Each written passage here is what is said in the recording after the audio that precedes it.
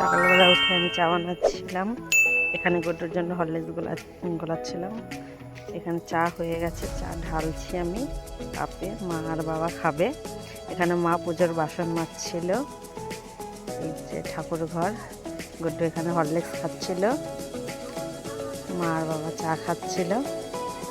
এখানে কুমড়ো শাক হয়েছে অনেক, আমি কুমড়োর দাঁড়া আনতে গেছিলাম। এখানে ডাঁটা হয়েছে আমাদের বাড়িতে, মা সবজি কাটছিল। তারপরে আমি স্নান করে বেলপাতা আনতে যাচ্ছি, কারণ আজকে সোমবার আমি সকালবেলা স্নান করে পুজো দিই। বেলপাতা নিয়ে বাড়িতে চলে এসেছি, পুজো দিচ্ছি। মা রান্না করছিল শাক, আম দিয়ে চাটনি। দুপুরবেলা চট সেলাই করছি। বিকেলবেলা গুড্ডু, জিল, অরিজিৎ খেলছিল। সন্ধ্যাবেলায় মেয়ে আর ছেলে পড়তে এসেছে। ভিডিওটি ভালো লাগলে লাইক, কমেন্ট, শেয়ার আর চ্যানেলটিকে সাবস্ক্রাইব করবে।